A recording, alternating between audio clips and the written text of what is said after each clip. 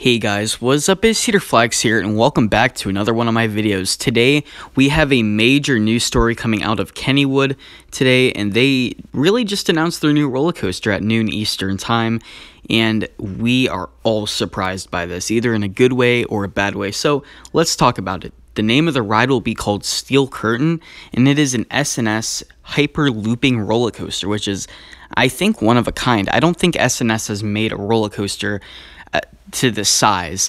Sure, you have Dododonpa and Gale Force, but this thing is truly gargantuan. So let's get into it. So at the Kennywood announcement video, before they really showed anything, they told us what the stats are. The roller coaster will be 220 feet with 9 inversions. Yes, 9 inversions. That's the one statistic that no one agreed with me on, and I got right. Booyah. But this is the part that shocked me. 197 feet tall. This will be the tallest inversion on the ride, and actually, it will be the tallest inversion in the world. The current tallest inversion is 170 feet, and it's on Gatekeeper at Cedar Point, so this will take it by far. And then after that, you go through a couple other elements. This first drop looks weird. After that, you go into this banana roll, and this is, I think, the second or third banana roll on the planet. Anyways, this will be the biggest banana roll on Earth by far, and this just looks incredible. This looks fun. The pacing looks good on this. Let's move on. So you go into this sea serpent roll after that, and this airtime hill leading into the sea serpent roll looks really fun. That looks like it'll give you a slight pop of airtime, but this sea serpent roll, it looks kind of questionable. I mean, it looks really fun, but you've seen some other rides with sea serpent rolls. Next, we have an extremely rare element. We have a two-sided tracked bridge.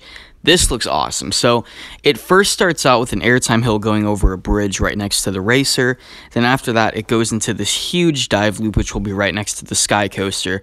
And then it goes back onto the bridge. Again, it's double-sided, and this will be a zero-G stall. This will be the only zero-G stall that is not on an RMC. There's one on Steel Vengeance, Wicked Cyclone, Joker, Goliath, and Wildfire, but none of them on any other coasters by any other manufacturer.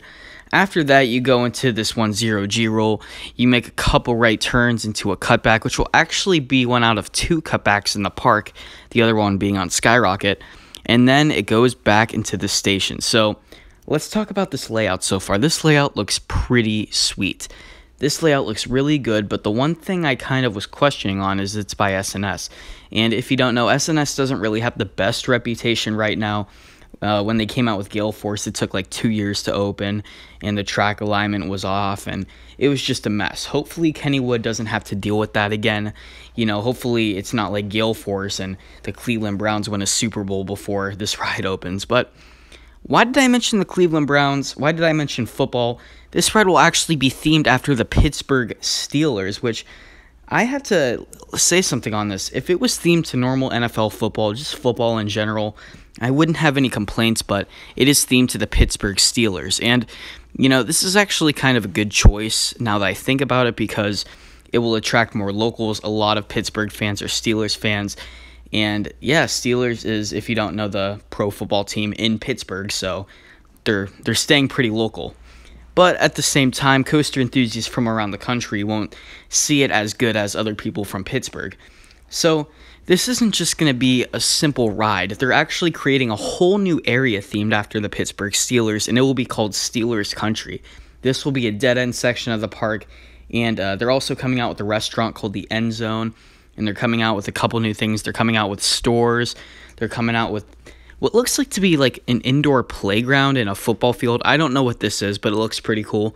But of course, the star attraction of Steelers Country will be this roller coaster. So what do I think about this roller coaster? I think it looks pretty good. It looks solid. It looks like an elite roller coaster, depending on if S&S pulls their cards right. If this has no rattle, if this has smooth transitions like an RMC, and if this has good restraints, then this will be a phenomenal ride. As long as they play their cards right, this could be the best ride in Kennywood. This could be better than Phantom's Revenge, and it could be up there with rides like Sky Rush. So those are my thoughts on the ride. What do you think about the ride? I know the theming kind of disappointed a lot of people, so that's kind of sad, but I still really like the theming of this ride. It's some good Pittsburgh pride, and a lot of people that go to Kennywood are Pittsburgh locals. So I'm going to try my best to get on this roller coaster as soon as possible. That's my analysis. I hope you guys enjoyed.